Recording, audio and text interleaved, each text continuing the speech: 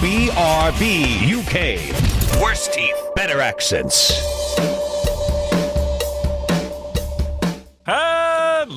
Hello, and indeed, ahoy hoy. I think Coleman has turned the intro up for me because it's flipping loud and I can't hear a thing. It's BRB UK, episode 519. I'm Dan, one of your hosts. Good day, good evening, guten Abend, good morning, wherever you are. It's a two-man show this week, and by two-man I mean Dan and Cole.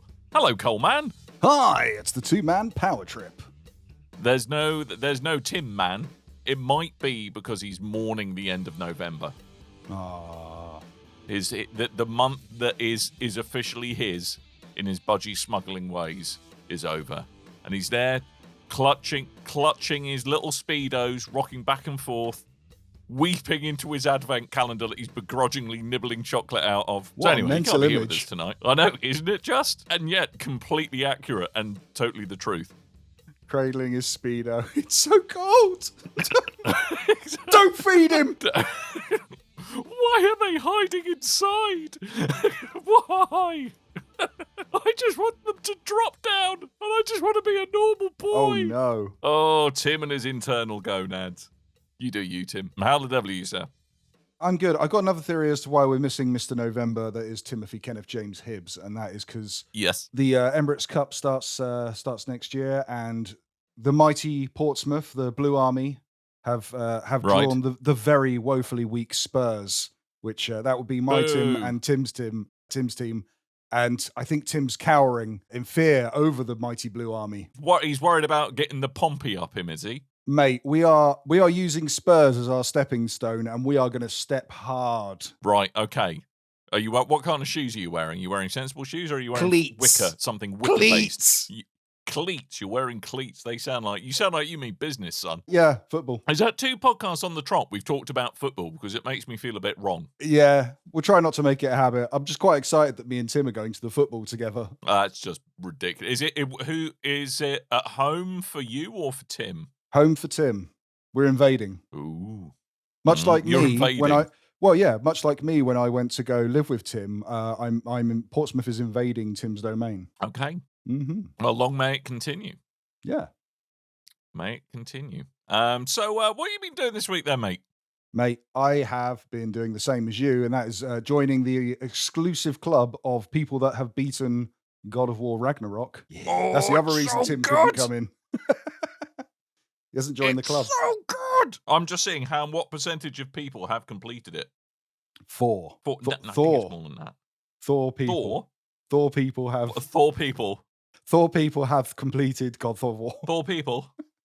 33.8%. It's a lovely club to be in. We're not quite the tip, sadly. We're halfway up the shaft of the pyramid. Nice. I was going to say, if we haven't made it clear already in the, I think, 3 or 4 shows we've all spoken about God of War Ragnarok, it's a very good game.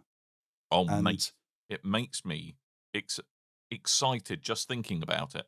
Without going into spoiler territory, it has a much bigger kind of climax to that game than it did in the first installment, and one that I absolutely loved, and lots of things going on around. It's like, oh, that over there. Oh, look at that there. Oh, that's a cool thing happening there.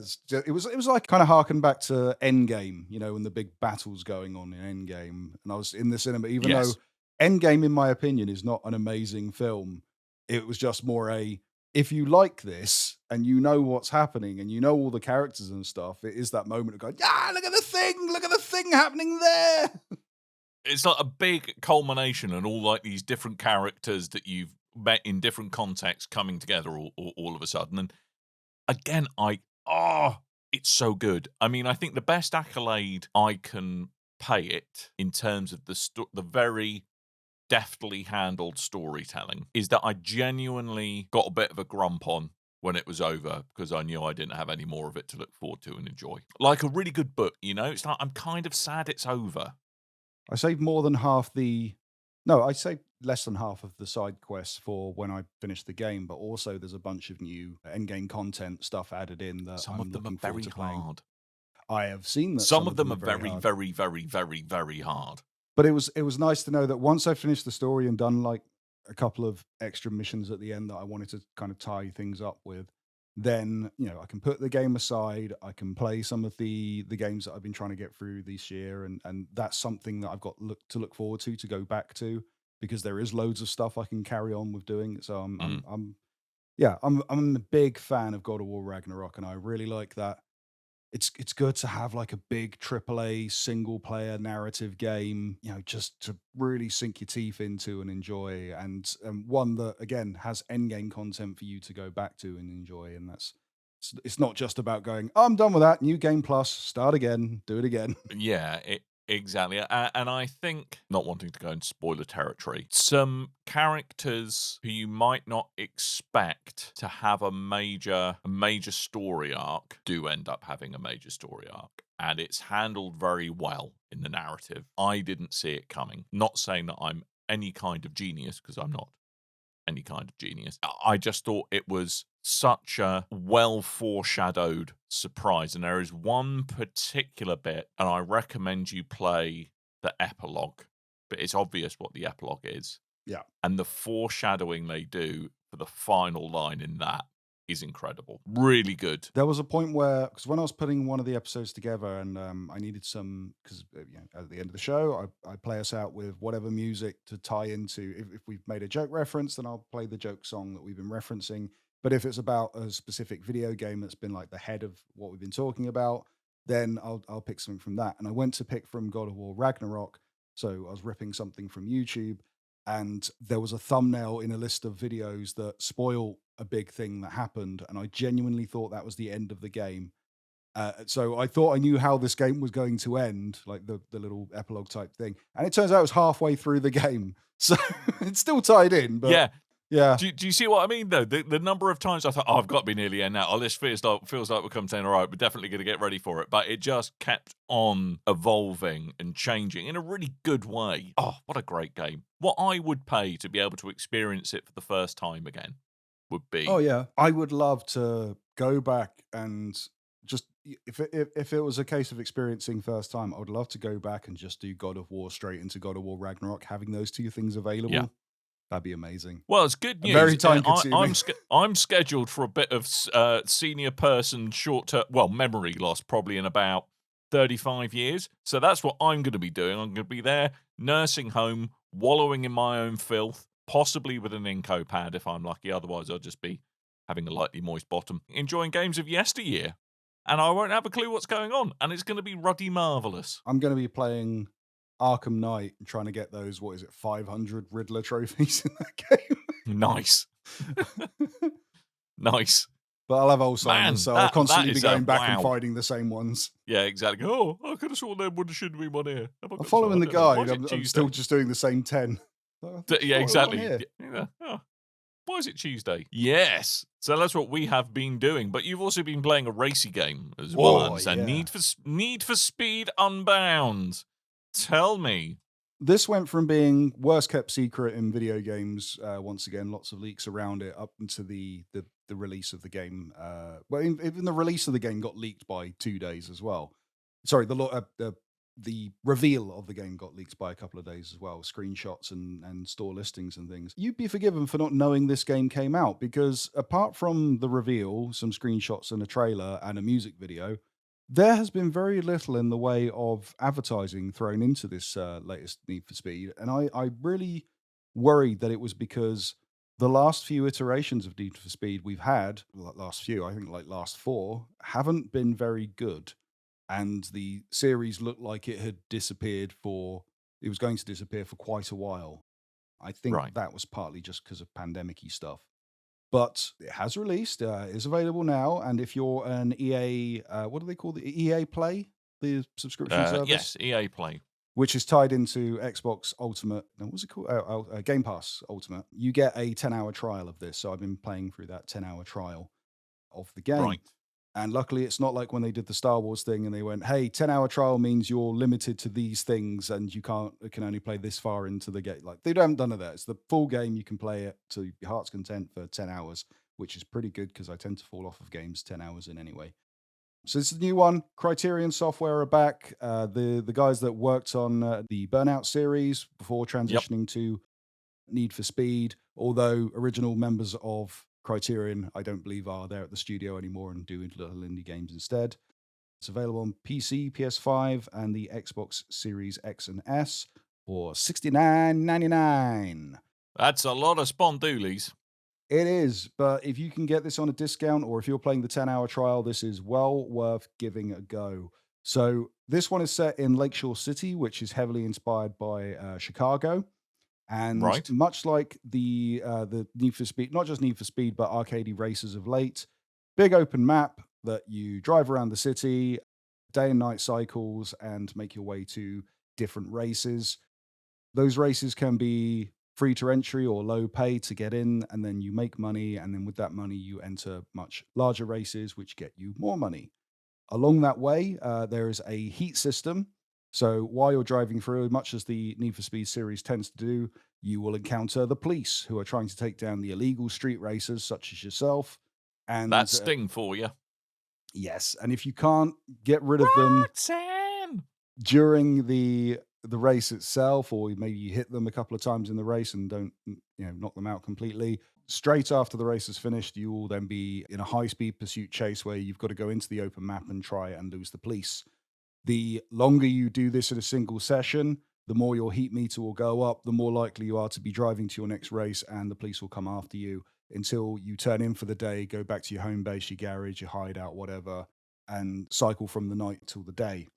There is a story that kind of wraps up around this, but it's not one I'm very interested in because the worst moments of Need for Speed in every game, I think, is the story, Yeah, the voice that's acting. what I've heard about this, is that it's pretty terrible and the voice acting is somehow worse. I'll give it that. But they don't seem to have tried to do that thing they did a few years ago when they did Need for Speed, like the reboot of the series on the PS4 and Xbox One. And they did that whole thing where they were doing full motion video in first God, person. I managed to forget that, and you've brought it screaming back into my memory now. Yeah. It scarred me. It was all so the bad. characters you were introduced to weren't professional actors. They were like serious street racers, sport racers, graffiti artists, DJs, like really famous people in that world that were then trying to act as characters in the game. They're not doing that. It's actual professional voice actors, and it's it is a bit cringy, but it's not too much of a dampener getting through the game in this way. I've really enjoyed it. The big kind of thing that is different to any of the Need for Speed games is the style, and it is dripping in style. It's oozing in style. You have realistic looking, semi-realistic looking cities, semi-realistic looking cars. Big kind of thing that pops out at you is all the drivers, your avatar and all the drivers around you that you're racing against. They are done in this cell shaded style. And also the cars are kind of emblazoned with these kind of pastel spray paint type effects around them. So when your car is speeding up, or there's smoke blaring out the back, or you fire off your nitrous or something, all these effects will appear and it will make it look very cartoony. It's similar to the Spider-Man Into the Spider-Verse cartoon film that Yep. came out a few years ago. It's got a little bit of that kind of vibe to it, which is cool. And something that I really like about this game, as well as the style, is this one. Every time a Need for Speed game comes out, I hope that it's a return to the Underground series. Need for Speed Underground 1 and 2 are two of my favorite Need for Speed games because they perfectly capture that time period of Pimp My Ride and Fast and Furious had just started when they were still about racing at that time. And the kind of culture, the pop culture around racing at the time, kind of like how Tony Hawk's was in the 90s when those games came out. And all the characters that you raced up against and the customization and everything was at night and neons and all this kind of stuff. It had all that going for it. And they've never really got back to that moment with the games going forward. And now they have again. You're back to car customization. You're putting on your decals and your sprays and neons and you're lowering and hiring. And it's stuff that exists in other games, but it hasn't been this way in Need for Speed for a long time. So it does feel like this is a game about street racing at night, even though it's day and night. But more action happens at night. So I have a question. Mm-hmm. Why the heck are they shoehorning story nonsense into it then? Because it sounds like does the story and all of that aspect, does it add anything or does it bizarrely take away from the game? Would it be better without all the guff? The campaign helps because Right. everything's about customization in these games, and to customize, you need cash, and to raise cash, you do races. And I think if you just did the open map and you're just driving A to B to C to D to make your way through, you might find it a bit samey and a bit boring, and it might just be to kind of break up that it's another race, it's another race, it's another race. I think though they go too heavy into it. It's a little bit, it's not as bad, but it's a little bit. What was the Ubisoft one where, Oh, the crew. yeah, it's a little bit like The Crew and a little bit less like Forza Horizon. And again, Forza Right. Horizon's story and voice Yeah. acting is a problem in Forza Horizon, but it's used sparingly in comparison to Need for Speed. Fortunately, it's not as heavy as in The Crew, where you're on a revenge mission to someone Oh, killed your brother ridiculous. and yeah, all that stuff. Because I hear, I've heard a rumor that there are ridiculous lines not said with an ounce of irony that include, see ya, wouldn't want to be ya. Yeah, there's a lot of that. Oh, dear. One of the particular dear. early ones, they actually do the whole thing of, oh, you need something along the lines of, to race, you need compassion, and you got to have petrol in your veins, and you need a need None of for those things are good for a you. need for what's the word? A need for, oh, it'll come back to me later. I'm like, No. you did the fake out saying the title. Very droll. Oh, aren't you a clever... wow. I mean, that sounds... I'm not going to lie. That sounds pretty terrible. It is a fun game, and I am very confused why EA didn't push this more, because there hardly seems to be any advertising push put into this at all. And I don't know if it's just because end of the year, surrounded by all these different games, and like they did it just after Black Friday as well, so there wasn't any reductions to this. Like, it's literally just come out a day ago. It is fun. It is worth playing. I don't know if I could say it's £70 fun, but I would definitely say it's worth going to give the 10-hour trial a go. And then if you see this reduced to a more reasonable price, say £40-50 maybe, then I would say pick that up at that point. But it is fun, and I am enjoying it, and I'm going to play a whole bunch of this until my trial runs out. Although, if you've got Game Pass and you haven't dipped your toe into Forza Horizon, be it 4 or 5, would you be better off just doing that? Different type of game, I'd say. Okay. Even though they are racing games and they do have that open world component to it, it's weird. They're similar, but they feel so different. Okay. So would you... is it lean more heavily into like the arcade kind of Yes. pulling off stunts kind of thing, rather than actually being a very technical racer about you've got to worry about how your car's set up? Is it more your car, if your car looks fast, it is fast, you're sorted? Yeah, there's definitely, it's more style over performance, and that goes for the racing as well as the look of the car. But Style over performance, like Tim Hibbs, and he's got the fashion sense of a walnut. But I do recommend it, and I think Tim's going to like this one as well. I'm not sure if he spotted this on the because there was some confusion. It sounds like the kind of thing he'd get into, doesn't it? I mean, I think what's in... I mean, just having had a look round Tinterwebs for reviews, it seems to have split kind of a lot of critics into two. Some say, oh, it's great, it's a kind of, turn your brain off, wonderfully dumb street racer, but the others have actually kind of really got some quite severe issues with it. Really? So, like, saying that it looks wonderful, but the story's just awful, and the physics can be a bit weird, and it can get turned into a bit of a grind fest, and that the online could do with a bit more work. Yeah, I will admit I haven't tried any of the online at all. I was just enjoying getting to, with every driving game, there's a different feeling in the way that they control, and it can take a little while to kind of, forget your Gran Turismo or forget your Forza or whatever the last racing game you were playing, and get into this kind of mode. Yeah. I've just been enjoying getting to that mode of just racing, making money, do retries, try make more money, and keep going to make your car look so fly. Wow. Can I just say, Yeah. you pulled that sentence off wonderfully. Oh yeah. Can I hear it again? What does your So car look like? It looks fly, baby. fly. Fly. Yes. In the You flippity blend floppity floop. right in around this bit of slough, I tell you. There's a lot of rude boys with what quite rich parents who've bought them nice cars that they then promptly wrap round lampposts because they think Mate. having the money to buy such a car means you can drive said car. Do they Turns speak out not to be Omgi? the case. Hmm? Do they speak Omgi round there? What the heck is that? Oh my God, innit? Well, yes, kind of. Yes. Why not? Like, my car's gonna look so lit, innit? You see, I wouldn't get away with that. I'm gonna let you delve into that particular stereotype. Mate, like, What? I'm gonna get into my whip. Right. One is going to get into one's perambulatory machine. Yep. Gotcha. Tell me, rude boy, are you Zim Zimma? Who's got the keys to my bimmer? Really, let's not quote that song. I like that song. I just realised how old I sounded when I said, "Oh, look, late 90s rappers with their popular music." Anyway, what have I been playing? I've been playing Inscryption. What I've been playing. Ooh, you've been playing a card builder game. Card dick builder.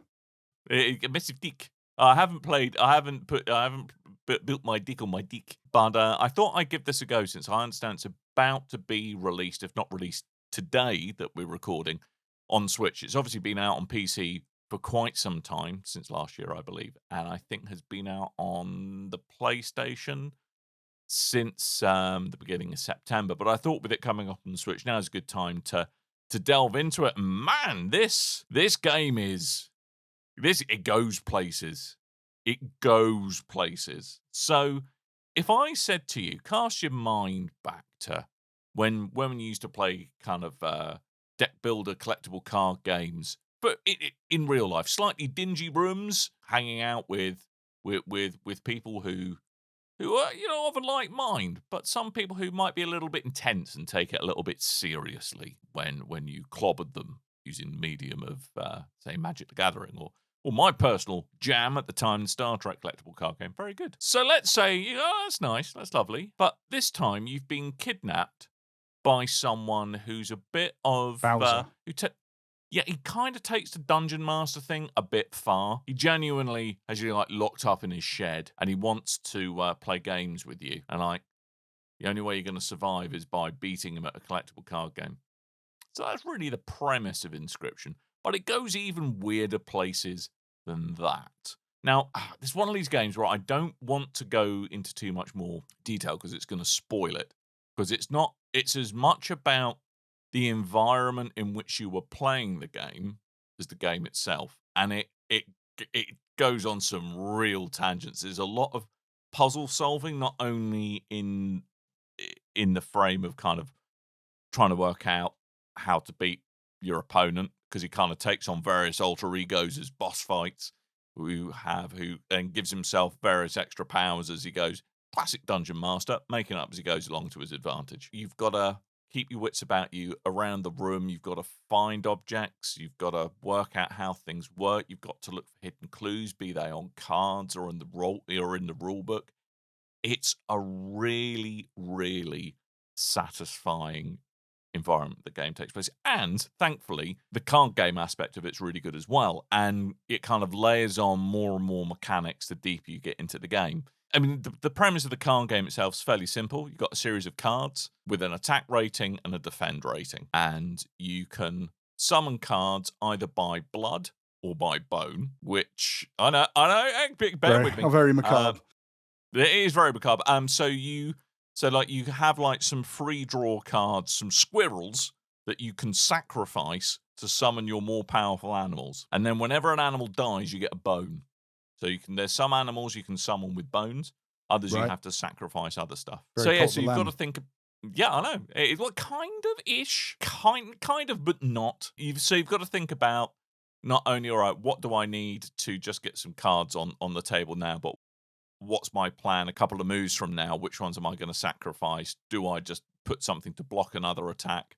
Can it block that attack? All that kind of stuff. It gets really quite deep quite quickly. And yeah, it really does well with a kind of a relatively simple set of mechanics that it just builds on and builds on and builds on and builds on. And actually ends up being quite an involved, quite a technical card game, which involves a lot of strategy. You only ever play against the computer, though.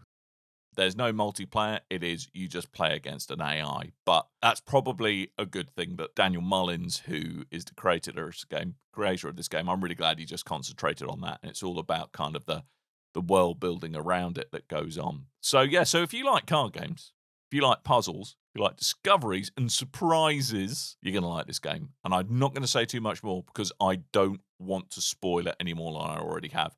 Go in as blind as you can with Inscryption, and you're going to have a really, really great time with it. So this is going to be available. This is available now, PC, Mac, and Linux, and it's coming to PlayStation 4, 5. Might be already out by the time we've released this episode. PlayStation 4 and 5, and the Nintendo Switch. Yep. Interestingly, if you buy the existing version that's on PC, $16.79. If you buy this on console, $15.99. Doesn't usually go around that way. What a savings. What a savings. I think you could probably get it a lot cheaper on like Humble Bundle or something like that. Oh, I'm sure you can. It's been out for a little while now. Like a year, isn't it? Just over. Yeah, about so. Yeah. October It's last good. year, I think. Good game. Good. Me likey. Well, Me two likey. recommends. Yeah, I've had know, my it's own this alright, one. innit? It keeps popping up in the Switch lot whenever they finish the directs and they go, and here's a quick montage of things that are coming out. I That thought one you were always going to seems to go all pop up. smashy and nice in it, Eddie. It's a tip-top game. Tip-top game, mate. I'd love to sink Not a little half. bit of time into. All right, we've got a couple of headlines we can get through very quick. Let's need bosh literally them. a couple. Let's do them. Yeah. Let's do it, So, Coleman. First of all, you might not be aware of this one, Dan, but the Smash World Tour.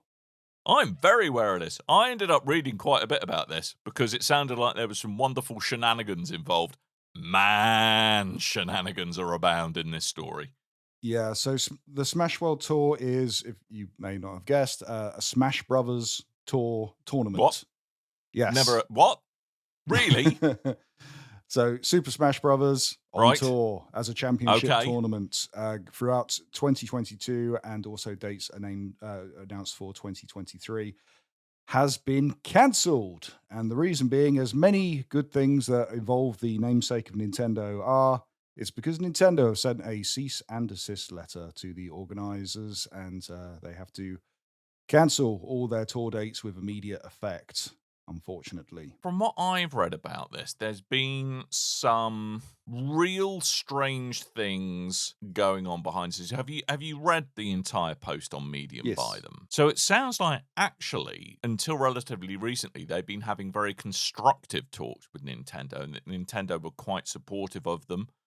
They saw the value in a kind of a community-led series of tournaments and an ultimate kind of, the ultimate finale in the Smash World Tour itself. But that there was also a competing circuit, a competing cup, the Panda Cup, I believe, who was already kind of a bit quids in with Nintendo and essentially was trying to, allegedly, according to this post, kind of block the Smash World Tour and abusing his position to kind of badmouth them. And when it seemed like the Smash World Tour was going to be a much bigger success than his own tournament, may have gone out of his way to sour relations between Nintendo and Smash World Tours.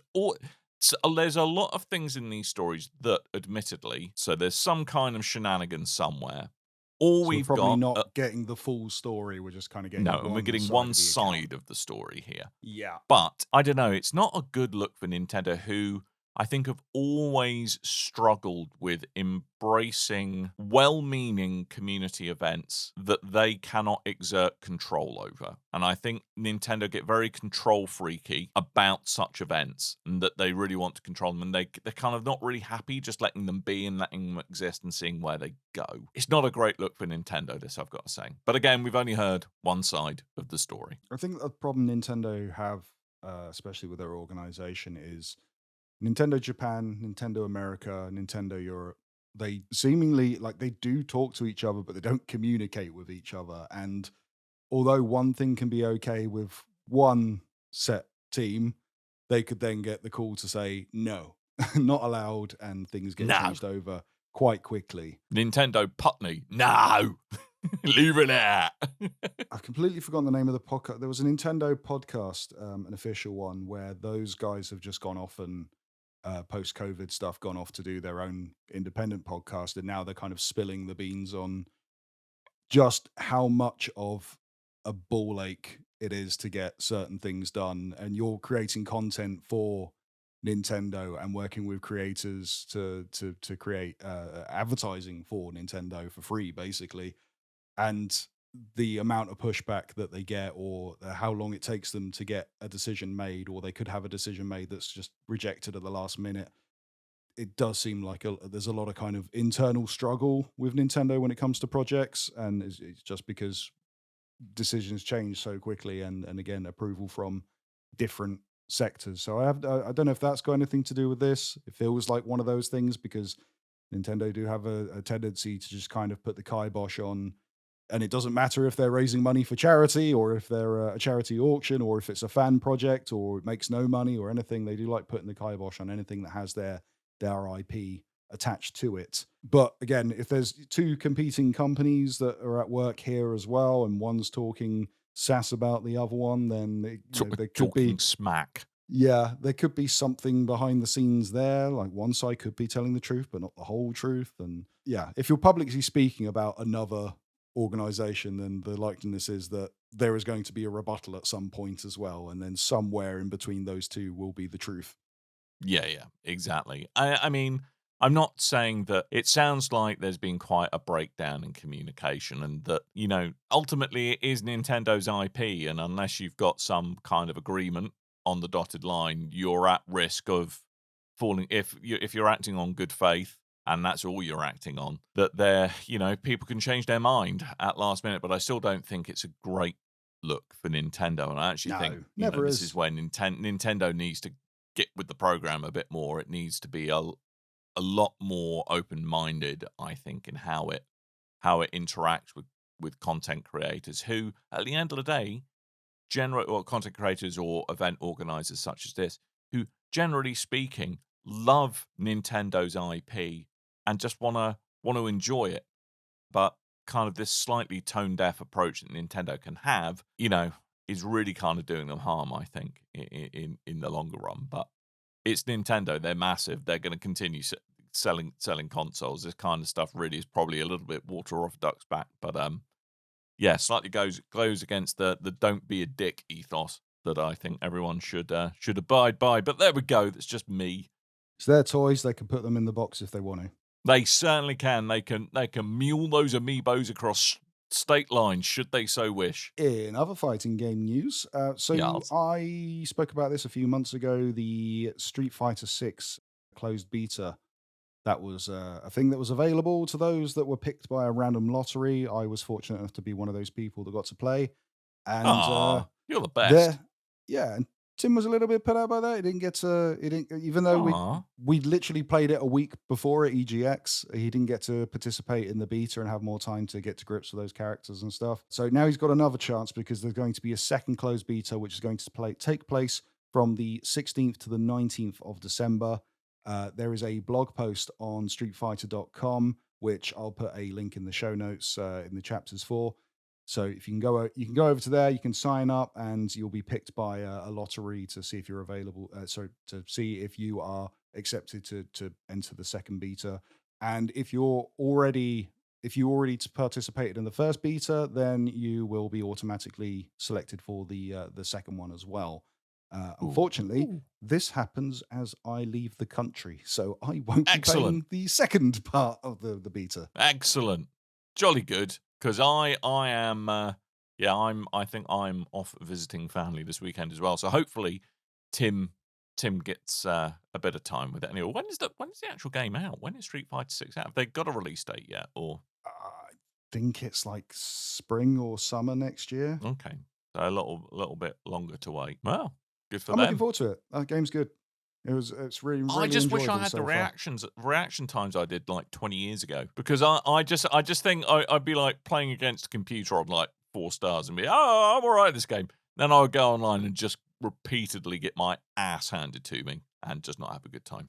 This one's going to be more forgiving for newcomers, while keeping it, more that same level of challenging for the elitists. But also, there's meant to be more story mode, single player stuff for you to get into. It's taken some cues from the Tekken series over what they've previously done with Street Fighter, and there's a whole new team behind it and stuff. So I'll be interested to see what the finished product is like. The kind of experience I had with it was because it was locked down just to online multiplayer fighting. And you had like a day of you win, you lose, you win, you lose, you win, you lose, you lose, you lose, you win, you win, you know, kind of back and forth like that. And then by day 2, everyone is playing as Ken and everyone is amazing and everyone knows all the moves and you're not going to win a single match because everyone is in. They figured it. They figured out how to beat this beta in a very easy way. So Ken is overpowered and I know all his moves. So, okay. Yes. Great. To be fair, Ken hasn't had really any new moves for quite some time. He has. Oh, really? And he's quarter circle forward, punch. Quarter circle back, kick. Those are the classics. Squiggly thumb thing, dragon punch. That's all the news. That's all the news. It is all the news. Yeah, I mean, aside from other stuff, there's been a couple of things either releasing today or releasing tomorrow. So I think it's going to be quite busy time. I'm trying to sneak in sometime if I can with Darktide, Warhammer 40k Darktide, which full of Space Marines. I hear that's good. Big cockneys. I hear that's got some PC performance issues, but it's meant to be very good. It does a tad. It does look good fun. I mean, it's made by the same team that did Vermintide, and it's kind of very much that Left 4 Dead class-based bit of goodness.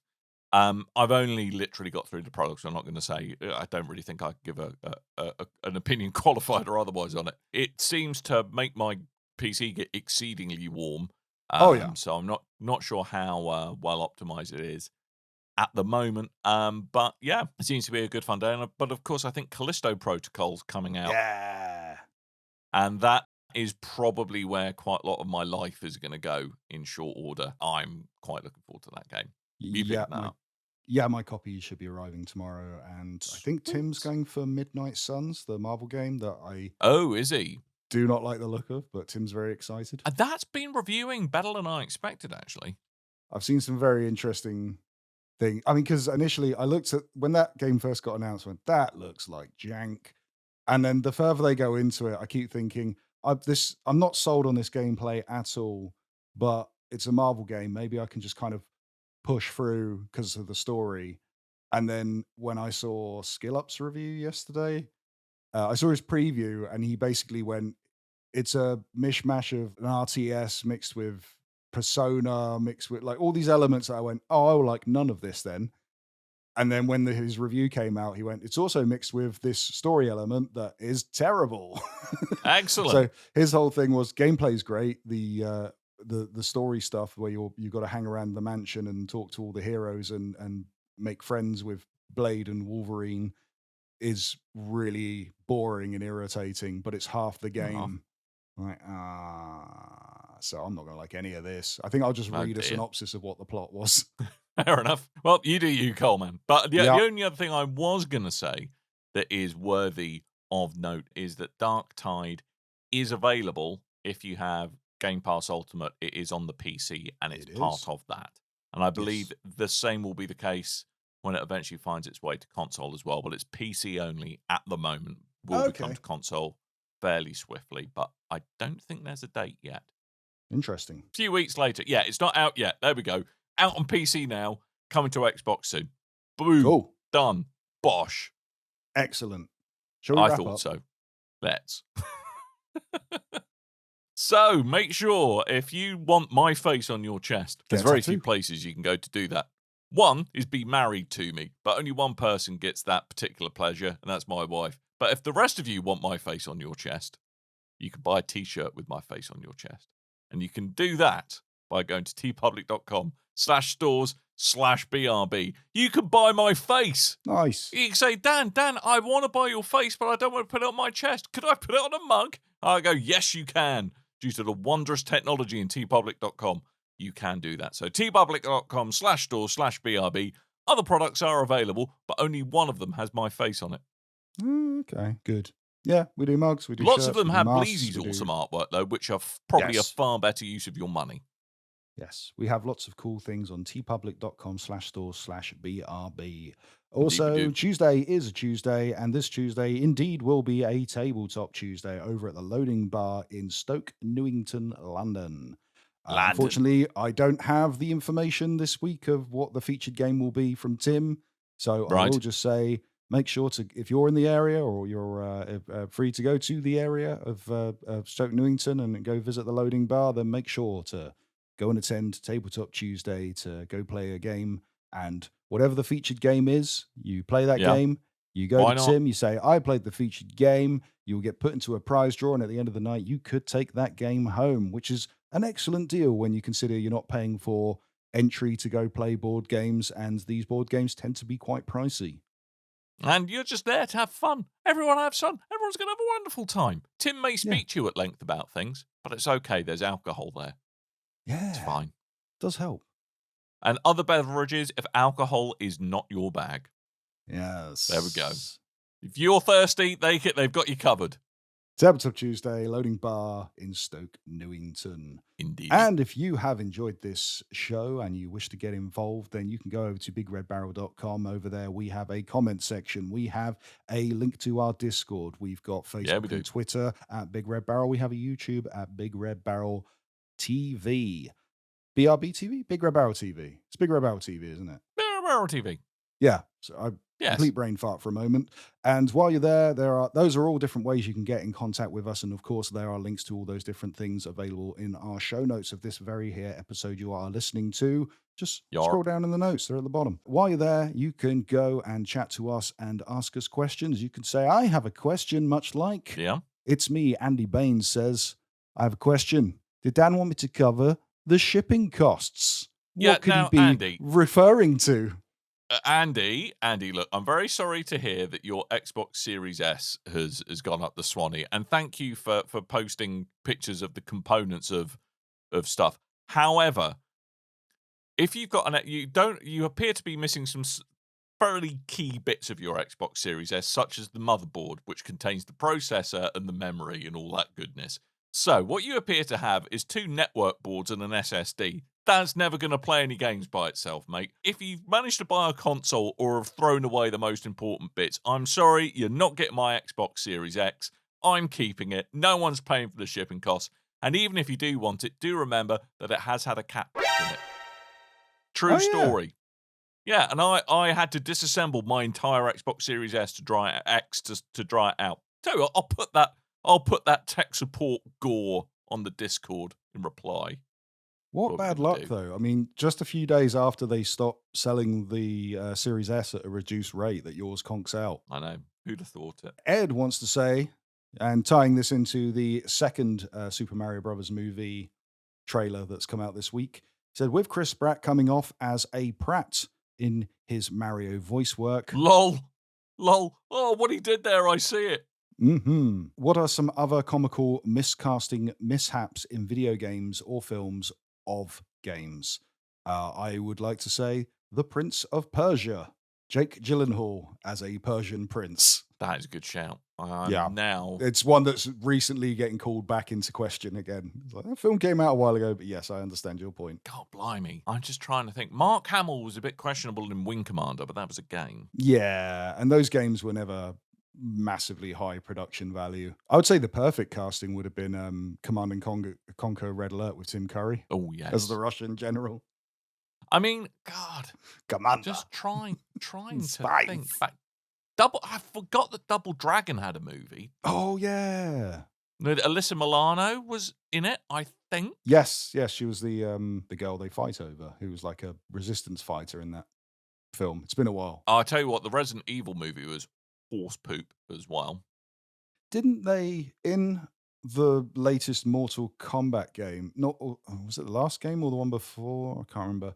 One of the Mortal Kombat games, I think they swap out Sonya Blade's voice actress for Ronda Rousey, the MMA fighter, and she's not a good voice actress. This is where we put our surprised face on. God, what? Yeah, there's a lot of very, very bad, very, very, very bad computer game movie things. You've now sent me into a corner of I'm now just Googling bad video game movies. Oh my God, I forgot there was a bloody Dead or Alive movie as well. Oh, yeah, where Kevin Nash plays a character that is based off of Hulk Hogan. Yeah, pretty much. And has questionable leering at people playing beach volleyball, not wearing very much in it as well. Just to, Assassin's Creed movie as well. Yeah, I still haven't watched that. Haven't you?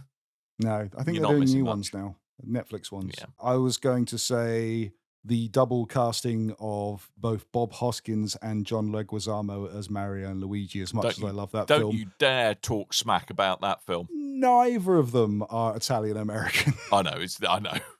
It's one of those so bad it's good kind of things, really, I think. Yeah, I do. Or like I have a slightly soft spot for it.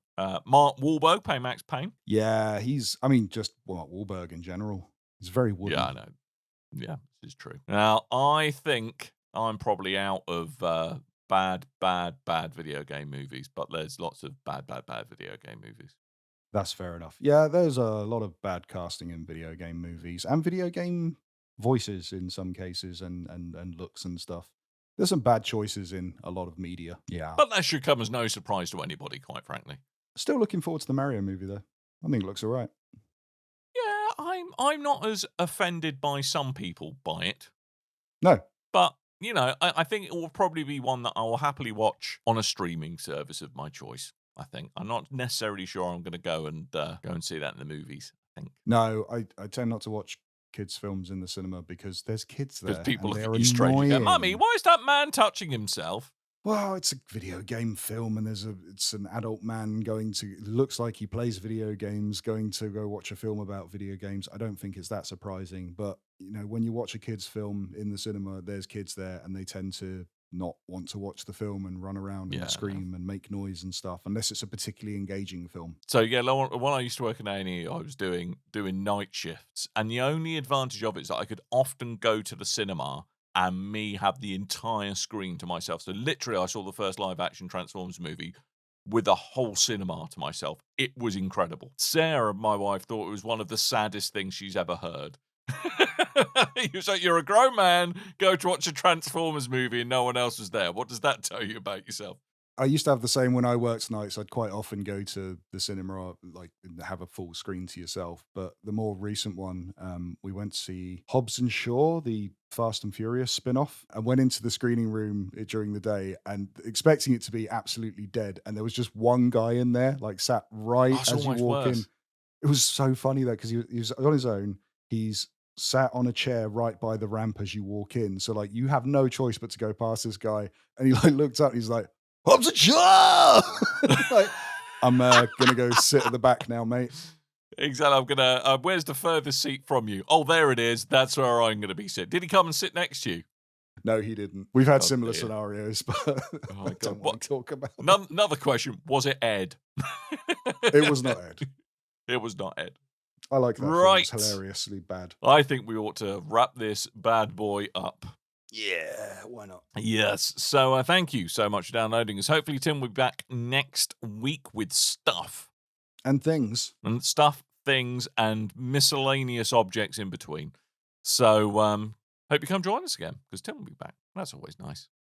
Sounds like a plan. Is it? Yeah, it is. It is probably, I think it's probably a good thing that Tim will be back. So make sure you download that. That'll be episode 520 next week. And we'll be starting to work out how the heck we keep you pumped full of entertainment over the holiday period. We haven't come up with a plan for that yet, but Coleman's got one afoot, and it involves me actually looking at something and filling stuff in. So that's probably the rate limiting step. It's your usual end-of-year show affairs while we take a month off. Yes, indeed. So good times will be had by all. And so, yeah, we're done. We're going to finish the show. All that really is left is for me to remind you that I have been Dan. I've been Dave Chaos, attorney at law. Nice work, Dave. And nobody's Tim this week. So we'll be back next week. Thank you so much for downloading us.